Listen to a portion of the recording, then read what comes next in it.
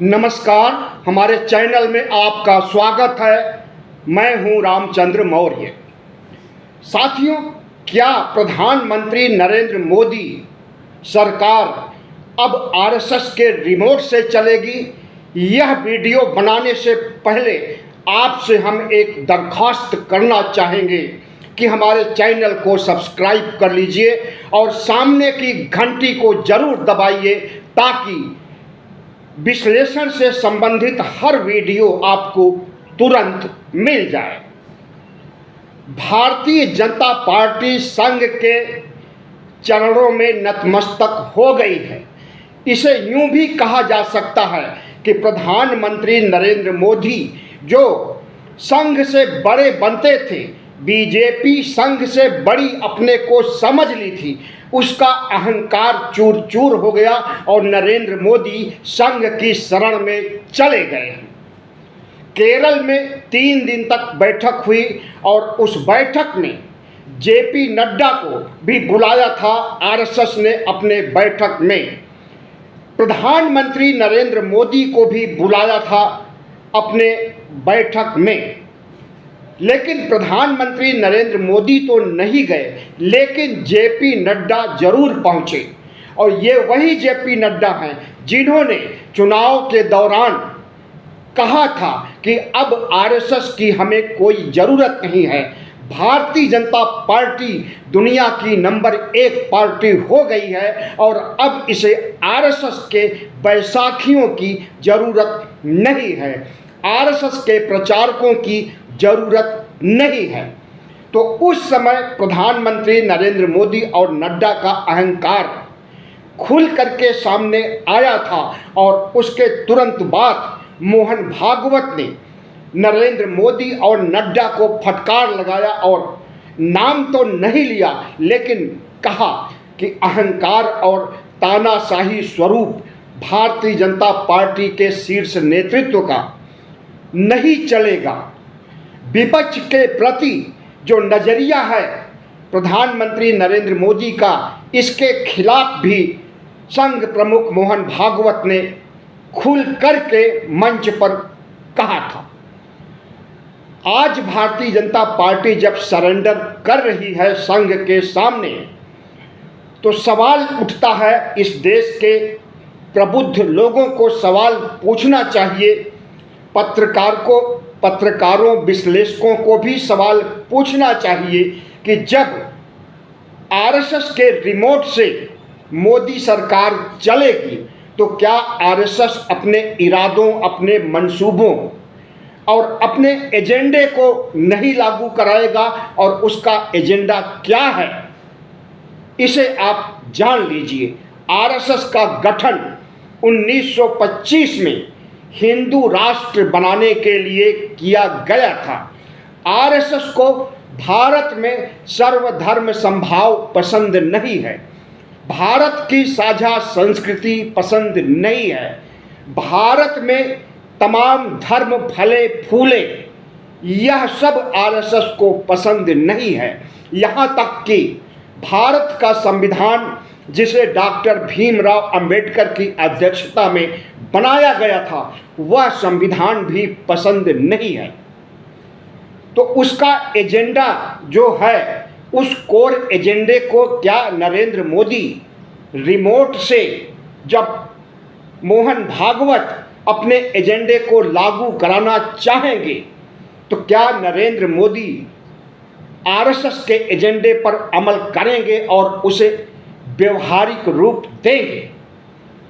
दरअसल नरेंद्र मोदी धर्म संकट की स्थिति में होंगे।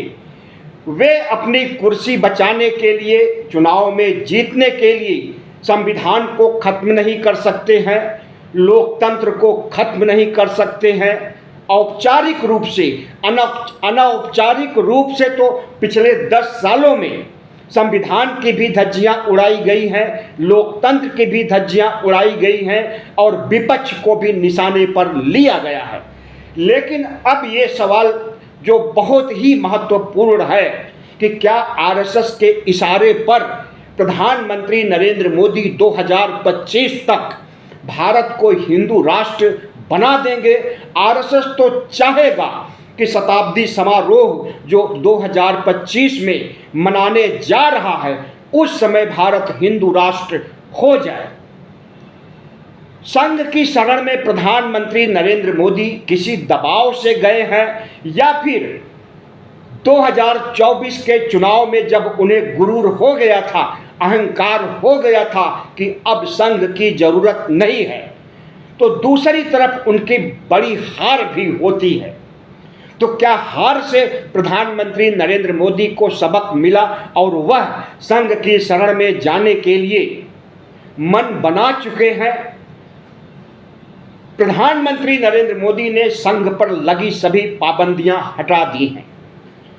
66 साल पहले संघ को प्रतिबंधित किया गया था, तो उसे नसीहत दी गई थी कि प्रतिबंध हटाया जा रहा है, लेकिन सरकार में कोई दखल नहीं होगा संघ का, और सरकारी कर्मचारी नौकरशाह भी संघ से कोई मतलब नहीं रखेंगे। संघ राजनीतिक कार्यक्रमों में भाग नहीं लेगा और संघ राजनीति में किसी तरह का हस्तक्षेप या राजनीति को बढ़ावा देना या राजनीति को अपने अनुकूल ढालने की कोशिश संघ नहीं करेगा। इस तरह के प्रतिबंध लगाए गए थे, लेकिन आज ये सारे प्रतिबंध हटा दिए गए हैं। नरेंद्र मोदी की सरकार के द्वारा गृह मंत्रालय के प्रमुख अमित शाह ने एक सूचना जारी करते हुए कहा पिछले दिनों कि आरएसएस की शाखाओं में, आरएसएस की बैठकों में अब सरकारी अधिकारी कर्मचारी चपरासी से लेकर सचिव तक सभी संघ की शाखाओं में और बैठकों में जा सकते हैं। प्रतिबंध हटा दिया गया है। तो क्या यह प्रतिबंध भी हटा दिया गया है कि अब संघ राजनीति में आकर के भारतीय जनता पार्टी को और मजबूत करेगा, और भारतीय जनता पार्टी जो चुनाव दर चुनाव हारती जा रही है और लोकसभा चुनाव में भी बड़ी हार हुई है, 7 राज्यों की 13 सीटों पर भी सिर्फ 2 सीटें मिली, उपचुनाव में भी बड़ी हार मिली है, उत्तर प्रदेश में होने वाले 10 सीटों पर भी हार की पूरी संभावना है, 3 राज्यों में हरियाणा, महाराष्ट्र और झारखंड में चुनाव होने जा रहे। तो क्या इन सब चुनाव में संघ के दखल के अनुसार सीटें आवंटित की जाएंगी और संघ के मुताबिक यहाँ पर नैरेटिव फैलाए जाएंगे और संघ उसका समर्थन करेगा? यह सवाल तो देखने को मिल ही जाएगा थोड़े दिनों में। लेकिन असल सवाल यह है कि प्रधानमंत्री नरेंद्र मोदी जब 2014 में जीतकर पहली बार आते हैं, तो सार्वजनिक रूप से उन्होंने टीवी पर प्रकट होकर कहा था कि हम संघ के प्रचारक पहले हैं, प्रधानमंत्री बाद में। और यह इनका कहना तब उस समय कांग्रेस ने कहा था कि यह संविधान विरोधी बयान है। कोई आरएसएस का प्रचारक जो राजनीति में दखल नहीं दे सकता है, वह प्रधानमंत्री कैसे बन सकता है? लेकिन इस देश के मतदाताओं ने अगर जीत करके नरेंद्र मोदी को भेजा है प्रधानमंत्री के बनने के लिए, तो उन्हें कोई बनने से रोक भी नहीं सकता है। 2014 और 2019 तक संघ ने इंतजार किया और नरेंद्र मोदी सरकार के कार्यक्रमों, नीतियों को भांपते हुए देश के विकास और देश के सर्वांगीण विकास और विकसित राष्ट्र भारत 2047 तक बनाने के प्लान पर काम करते हुए देखना चाहता था संघ। लेकिन पिछले 10 सालों में जो कुछ हुआ उससे संघ संतुष्ट नहीं है। सबसे बड़ी बात संघ की नाराजगी की वजह तो यही है कि संघ को लगा था कि जब एक प्रचारक संघ का प्रधानमंत्री बन रहा है तो वह संघ के एजेंडे के अनुसार काम करेगा और भारत को हिंदू राष्ट्र बनाने की दिशा में 2025 तक ले जाएगा, लेकिन संघ के इस इरादे में उसे भारी असफलता मिली और संघ नाराज हो गया। 2024 के लोकसभा चुनाव में जब संविधान का मुद्दा उठा और भारतीय जनता पार्टी के ही दर्जन भर नेताओं ने चीख चीख करके कहा कि हमें 400 पार सीटें दीजिए, हम संविधान बदल देंगे, तो उसकी प्रतिक्रिया देश भर में कितनी हुई और ओबीसी, एससी, एसटी के कितने कम भारतीय जनता पार्टी को वोट मिले, इसे आपने सबने देखा है। और इस हार को नरेंद्र मोदी पचा नहीं पा रहे हैं और आज भी पुराने ढर्रे पर चल करके विपक्ष को खत्म करने और सीबीआई, ईडी, आईटी का आतंक मचा करके राहुल गांधी जैसे नेता विपक्ष को भी गिरफ्तार करना चाहते हैं, उनके घर पर रेड डालना चाहते हैं, छापा डालना चाहते हैं। और जब राहुल गांधी ने इसका खुलासा 1:52 रात्रि में किया तो पूरे देश में भारतीय जनता पार्टी और आरएसएस में भूकंप आ गया और हलचल इतना ज़्यादा बढ़ गई कि तमाम नेताओं ने राहुल गांधी के खिलाफ हेट स्पीच दिया। भारतीय जनता पार्टी और आरएसएस का चाल चरित्र चेहरा जैसा है उसके मुताबिक अपने अपने ढंग से राहुल गांधी को ट्रोल किया, गालियां दिया, भद्दी भद्दी बातें कहा और राहुल गांधी को फिर से पप्पू साबित करने और सीबीआई, ईडी, आईटी से डरने की बातें कही गई। तो प्रधानमंत्री Narendra Modi CBI, ED, IT का आतंक फैला करके क्या नेता विपक्ष राहुल गांधी को खत्म करना चाहते हैं? इनकी सियासत को, इनकी सियासती कद जो बढ़ता जा रहा है उसे रोकना चाहते हैं। प्रधानमंत्री नरेंद्र मोदी बहुत नाराज हैं कांग्रेस, इंडिया गठबंधन और राहुल गांधी से। राहुल गांधी के खिलाफ वो 24 घंटे उनके मन में कुछ न कुछ चलता रहता है और राहुल गांधी की सियासी हत्या करने के बारे में आए दिन भारतीय जनता पार्टी और भारतीय जनता पार्टी का शीर्ष नेतृत्व उल जलूल की बातें करता रहता है।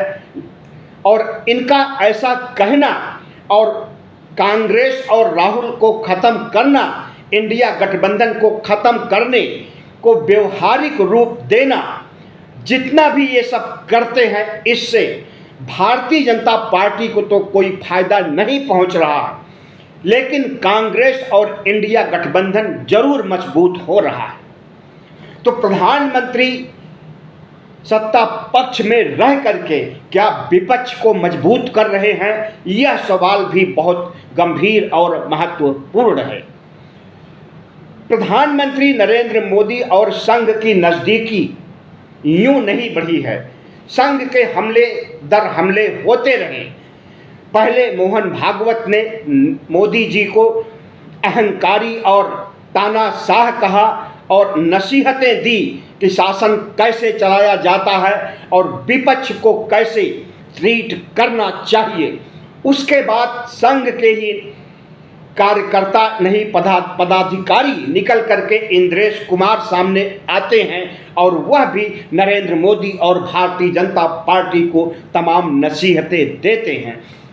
इसके बाद नितिन गडकरी विपक्ष की भूमिका निभाते हैं और एक बड़ा सा पत्र लिखते हैं वित्त मंत्री निर्मला सीतारमण को और कहते हैं कि इंश्योरेंस पर जीएसटी लगाना गलत है, इसे तत्काल हटाया जाए।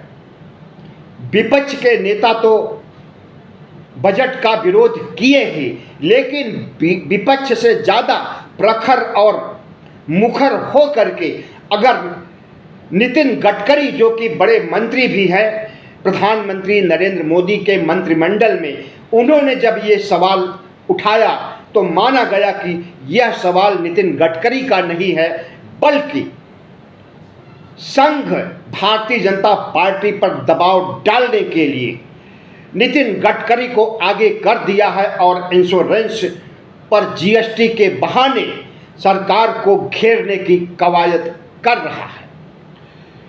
इस तरह से जो कारपोरेट सेक्टर है उस पर भी संघ की नज़र है और संघ का कहना है कि कारपोरेट से समर्थन लिया जाए, कारपोरेट से आर्थिक मदद लिया जाए, कारपोरेट को मदद किया जाए, लेकिन एक दायरे में रह करके।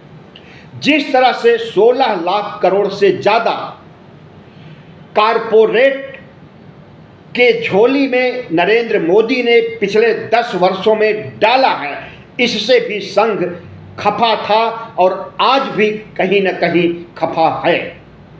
प्रधानमंत्री की कार्यशैली और प्रधानमंत्री की तमाम नीतियों के खिलाफ संघ पिछले 10 वर्षों में कई बार सामने आया और वह नरेंद्र मोदी को फटकार लगाता रहा। लेकिन नरेंद्र मोदी जब 303 सीटें लेकर के आए थे तो अपने को इतना बलवान और शक्तिशाली समझने लगे कि विश्व गुरु बनने के लिए आमादा हो गए और कहने लगे कि दुनिया के देशों में नरेंद्र मोदी का डंका बजता है।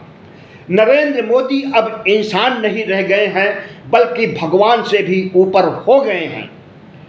नरेंद्र मोदी के सहयोगी और इनके कट्टर अंधभक्त भी इन्हीं की भाषा बोलने लगे और राम मंदिर ट्रस्ट के प्रमुख चंपत राय ने जब कहा कि विश्व के 11वें अवतार नरेंद्र मोदी हैं, इसी तरह से भारतीय जनता पार्टी के कई नेताओं ने कहा कि देवों के देव महादेव से भी ऊपर हैं प्रधानमंत्री नरेंद्र मोदी।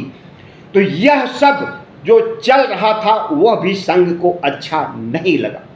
संघ नरेंद्र मोदी के चेहरे को विपक्ष से ज़्यादा मान सकता है और चुनाव जीतने का जरिया भी मान सकता है, लेकिन नरेंद्र मोदी का चेहरा और आभा मंडल ईश्वर से भी बड़ा हो जाए और देवदूत बन करके भारत में शासन करने के लिए नरेंद्र मोदी खुद कहें तो इसे आरएसएस बर्दाश्त नहीं कर सका और सीधे सीधे पर्दे के पीछे से नरेंद्र मोदी को नसीहत दे दिया कि ऐसी बयानबाजियों से बचा जाए। संघ चाहता है कि भारतीय जनता पार्टी पर उसका पूरा कब्जा हो। अध्यक्ष पद का चुनाव होना है। जेपी नड्डा का कार्यकाल अध्यक्ष पद के लिए खत्म हो चुका है कई महीनों पहले, लेकिन अभी भी काम चलाऊ अध्यक्ष वह बने हुए हैं। तो संघ चाहता है कि संघ की मर्जी से भारतीय जनता पार्टी का अध्यक्ष नियुक्त किया जाए और वह अध्यक्ष जितना सरकार के लिए बीजेपी के लिए काम करे उससे ज़्यादा संघ की नीतियों को लागू करने के लिए, संघ की विचारधारा को देश में प्रचार प्रसार करने के लिए और संघ के विचारधारा को ठीक वैसे ही लागू करे जैसे संघ के प्रचारक देश में घूम घूम करके तमाम शाखाएं लगा करके करते हैं। तो संघ की महत्वाकांक्षा प्रधानमंत्री नरेंद्र मोदी के लिए वरदान साबित होगी या अभिशाप साबित होगा, यह तो कुछ नहीं कहा जा सकता है, लेकिन इतना जरूर कहा जा सकता है कि संघ के आगे नरेंद्र मोदी नतमस्तक हो गए हैं। और केरल की बैठक में अगर आरएसएस ने नड्डा और मोदी दोनों को बुलाया और नड्डा जा करके वहां पर संघ की शरण में आ गए और वह गुरूर उनका खत्म हो गया जो अध्यक्ष होने के नाते उन्होंने चुनाव के दौरान कहा था कि भारतीय जनता पार्टी आरएसएस से बड़ी हो गई है। भारतीय जनता पार्टी का कलेवर आरएसएस से बड़ा हो गया है। तो संघ ने अपनी ताकत दिखाई और कुछ पर्दे के पीछे कुछ पर्दे के आगे प्रधानमंत्री नरेंद्र मोदी की लगाम कसने का काम किया, जेपी नड्डा की लगाम कसने का काम किया। बीजेपी के शीर्ष नेतृत्व जिसमें कि राजनाथ भी आते हैं और नड्डा भी आते हैं, तमाम मंत्री भी आते हैं, इनकी भी नकेल कसने का काम किया और इनकी क्लास लिया संघ। उसके बाद नरेंद्र मोदी नतमस्तक हो गए और संघ की विचारधारा के अनुसार चलने के लिए मन बना लिए हैं। लेकिन प्रधानमंत्री नरेंद्र मोदी जो एक दिन मन बनाते हैं उसी को दूसरे दिन भूल जाते हैं। आप याद कीजिए कि चुनाव के दौरान प्रधानमंत्री नरेंद्र मोदी अपने संसदीय क्षेत्र बनारस में जाकर के गंगा में खड़े होकर के एक महिला पत्रकार के सामने कहते हैं कि मैंने कभी भी हिंदू मुस्लिम नहीं किया है और जिस दिन हिंदू मुस्लिम करेंगे उसी दिन हमारी राजनीति खत्म हो जाएगी, हम सार्वजनिक जीवन के लायक नहीं रह जाएंगे। तो यह उन्होंने प्रतिज्ञा किया, संकल्प किया। और दूसरे दिन जब चुनाव प्रचार के लिए गए तो वही मंगलसूत्र, वही भैंस खोल करके ले जाने की बात और विपक्ष को मुजरा करने वाला करार दे दिया और फिर से हिंदू मुस्लिम ध्रुवीकरण पर हेट स्पीच देने लगे। तो नरेंद्र मोदी की विचारधारा और उनके प्रतिज्ञा पर कभी भी भरोसा नहीं किया जा सकता। उनकी प्रतिज्ञा को सिर्फ जुमला और झूठ ही समझा जाना चाहिए। अगर प्रधानमंत्री नरेंद्र मोदी कहते हैं कि हमें पूरब की दिशा में जाना है तो जान लीजिए कि वह पश्चिम दिशा की ओर जाने के लिए मन बना चुके हैं। इस तरह से देश ने कई ऐसे मौक़ों पर देखा है जो प्रधानमंत्री ने कहा और ठीक उसके उलट काम किया। प्रधानमंत्री नरेंद्र मोदी को जब संविधान की वजह से झटका लगा, वोट कम मिला, तब वे तीसरी बार प्रधानमंत्री पद की शपथ लेने के पहले संविधान उठाते हैं, माथे से लगाते हैं, सजदा होते हैं और बयान जारी करते हैं कि संविधान को खत्म तो बाबा भीमराव अंबेडकर भी नहीं कर सकते। इस तरह से नरेंद्र मोदी ने संविधान के बारे में जो कुछ कहा वह भी समझ लीजिए उनकी प्रतिज्ञा है और अपनी प्रतिज्ञा के उलट किस दिन वह संविधान विरोधी काम करना शुरू कर दें या शुरू कर चुके हैं पिछले 10 सालों से, और जो कुछ शुरू किया है उसे आगे बढ़ाने का काम करेंगे, इतना निश्चित रूप से जान लीजिए। आज देश में न संविधान सुरक्षित है, न लोकतंत्र सुरक्षित है और न भारत राष्ट्र सुरक्षित है। संविधान को खत्म करके आरएसएस चाहता है कि मनुस्मृति लागू किया जाए, लोकतंत्र को खत्म करके सिंगोल की विचारधारा यानी राजतंत्र को लागू किया जाए और धर्मनिरपेक्ष भारत के कलेवर को खत्म करके हिंदू राष्ट्र बनाया जाए और अपने 99 साल के सपने को अगले 1 साल में 2025 तक, विजयदशमी के दिन तक वह देखना चाहता है भारत को हिंदू राष्ट्र के रूप में। और जब आज संघ फिर से भारतीय जनता पार्टी के शीर्ष नेतृत्व को टाइट करके भारतीय जनता पार्टी पर पकड़ बना लिया है और रिमोट से सरकार चलाने की कवायद शुरू कर दिया है, तो समझ लीजिए कि नरेंद्र मोदी बड़े धर्म संकट में फंसे हैं। संविधान को, लोकतंत्र को खत्म करेंगे तो उनकी सियासत इस देश की जनता खत्म कर देगी, और अगर संविधान लोकतंत्र को नहीं खत्म करेंगे, मनुस्मृति को नहीं लागू करेंगे, तो आरएसएस उन्हें गुजरात का रास्ता दिखा देगा और उन्हें झोला उठा करके दोनों गुजरातियों को गुजरात जाना पड़ेगा। बहुत बहुत धन्यवाद। हमारे चैनल को सब्सक्राइब कीजिएगा, लाइक कीजिएगा और शेयर कीजिएगा।